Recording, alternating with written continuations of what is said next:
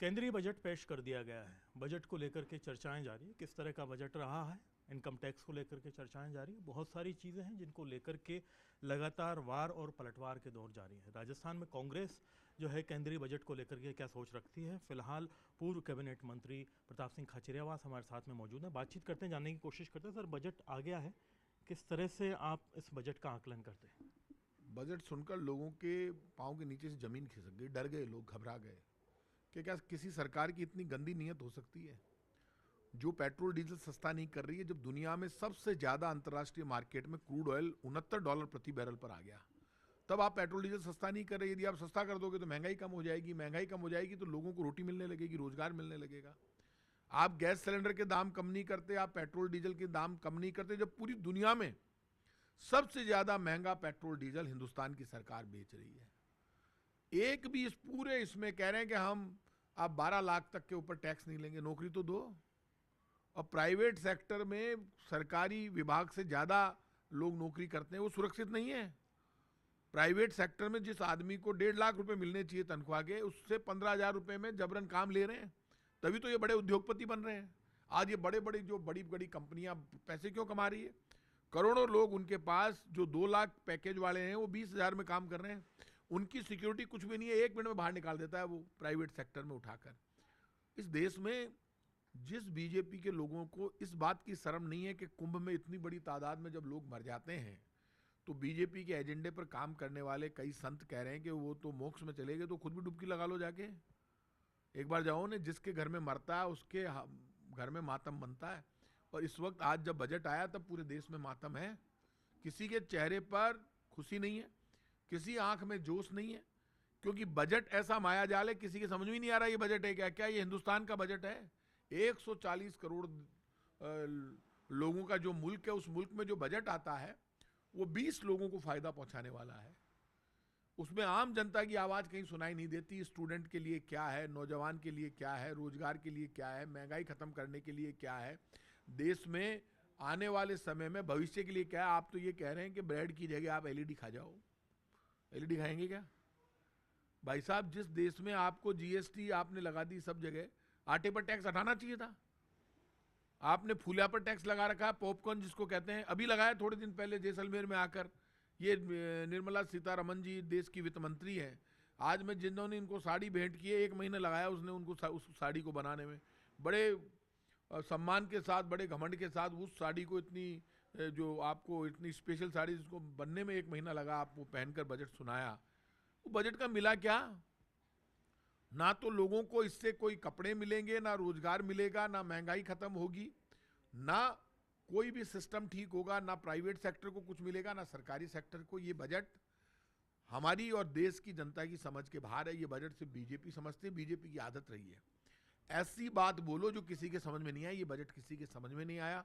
इससे किसी को कुछ नहीं मिलने वाला है। भूख, गरीबी, महंगाई इससे रुकने वाली नहीं है। लोगों के लिए रोटी की व्यवस्था होनी चाहिए। ये खाद्य सुरक्षा गारंटी कानून में जो गेहूं मिल रहा है 80 करोड़ लोगों को, ये तो कांग्रेस की सरकार की योजना है, मनमोहन सिंह जी के टाइम की। आज जो 5 किलो गेहूं देकर आप लोगों की जवान चुप करना चाहते हो, आप यदि खाद्य सुरक्षा गारंटी कानून में, नरेगा में इसमें भी सुधार कर देते तो भी हम मानते हैं। आप बढ़ा देते गेहूं। 2011 की जनगणना के अनुसार 5 किलो गेहूं प्रति व्यक्ति मिलता है। आज करोड़ों लोग लाइन में लगे हुए गरीब, वो कह रहे हैं हमको गेहूं तो दे दो कम से कम। खाद्य सुरक्षा गारंटी कानून का जो कांग्रेस ने कानून लगाया था वो भी इन्होंने कुछ नहीं किया। ये बजट ना जनता को राहत देने वाला, ना देश को आगे बढ़ाने वाला है। ये बजट बीजेपी का एक मायाजाल है, जिस मायाजाल में बीजेपी हमेशा फंसाती है। और बीजेपी ने वापस ऐसा बजट दिया जो ना किसी की समझ में आएगा, ना किसी का भला करेगा। ये बजट किसी को भी फायदा नहीं पहुंचाएगा। ये देश को पीछे ले जाने वाला बजट है। ये आम आदमी को दुखी करने वाला बजट है। ये महंगाई बढ़ाने वाला बजट है।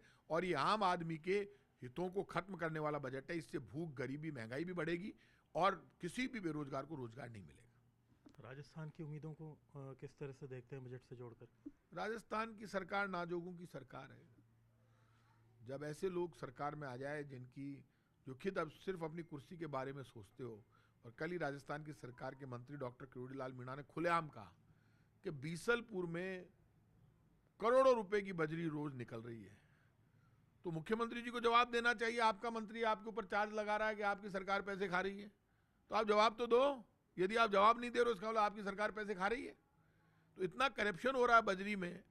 तो ये तो कल इन्होंने इनका पूरा चेहरा काला कर दिया। डॉक्टर किरोड़ीलाल जी ने कह दिया कि इस सरकार में जबरदस्त करप्शन हो रहा है। मैं रोज कह रहा हूँ गादा नहीं निकल रहा है, बजरी निकाल रहे हैं। बीसलपुर कितना बड़ा है, और वो कह रहे हैं रोज करोड़ों की बजरी निकल रही है। करोड़ों की, वो कितना आंकड़ा बोला उन्होंने मुझे पता नहीं, लेकिन बहुत बड़ा आंकड़ा बोला है।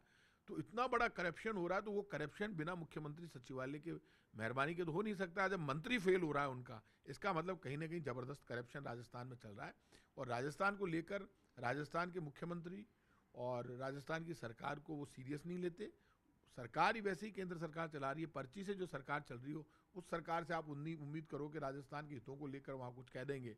राजस्थान में जो बॉर्डर डिस्ट्रिक्ट जितने भी हमारे हैं, जहाँ पर इतनी तैयारी हो रही है, वहाँ पर कहीं पर भी किसी को भी, ना किसान को, ना गरीब को, ना मजदूर को, ना नौजवान को, ना राजस्थान को विशेष राज्य का यदि दर्जा देते तो हम मानते। राजस्थान को विशेष राज्य का दर्जा नहीं दिया। यदि विशेष राज्य का दर्जा देते तो राजस्थान आगे बढ़ता। शेयर मार्केट को लेकर के किस तरह से असेसमेंट करते? शेयर मार्केट तो डूब गयो, साफ हो गयो शेयर मार्केट। और ये मानकर चलना कि शेयर मार्केट जब डूबता है तो इस देश का नौजवान जो शेयर मार्केट के जरिए रोटी खा रहा है उसके ऊपर क्या बीतती है। आज शेयर मार्केट धड़ाम से नीचे गिरा है। वो इसलिए नीचे गिरा है क्योंकि शेयर में काम करने वाले वो तो गरीब आदमी मारा जाएगा बेचारा। बड़े उद्योगपतियों को कोई फर्क नहीं पड़ेगा। शेयर मार्केट जब नीचे गिरता है तो लोग ये समझते हैं कि बड़े बड़े सेठों को नुकसान हुआ है। नहीं भाई साहब, जो रोज काम कर रहे हैं ना, जिससे 2 रोटी मिलती है, तो 30-35 करोड़ नौजवान जो इसमें काम करते हैं उनकी ऐसी की तैसी हो जाती है। तो शेयर मार्केट तो उसी वक्त गिर गया था जब बजट बेकार आया। ना लीपने का बजट है, ना पोतने का, तो इसलिए शेयर मार्केट तो गिरना ही था। इस बजट के बाद में प्रदेश के बजट को लेकर के कुछ उम्मीद रखते हैं आप? राजस्थान में क्या उम्मीदें हों बजट से? राजस्थान की सरकार से आप कोई उम्मीद मत कीजिए। राजस्थान की सरकार खुद ये कहती है कि ना तो हमसे कोई उम्मीद रखो, ना हम उम्मीद के काबिल हैं।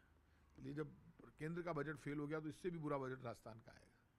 बहुत शुक्रिया आपका। तो आप हैं प्रताप सिंह खाचरियावास। केंद्र के बजट को लेकर के स्पष्ट तौर से इन्होंने इसे एक ऐसा मायाजाल बताया जो किसी के समझ में नहीं आ रहा है। बहुत से तबकों को इसमें शामिल किया जाना चाहिए था। ख़ास तौर पर इन्होंने पेट्रोल डीजल से लेकर के रसोई गैस की बात की है, बुनियादी जॉब्स की बात की है। जो लोग इन तमाम चीज़ों से जुड़े हुए हैं उन्हें फ़ायदा मिलना चाहिए था। इनकम टैक्स स्लैब को लेकर के इनका स्पष्ट तौर पर कहना है कि वो 12 लाख किया जाना सही है, लेकिन उस दायरे तक लोग पहुँचे, उनकी इनकम उतनी हो, ये भी ज़रूरी है।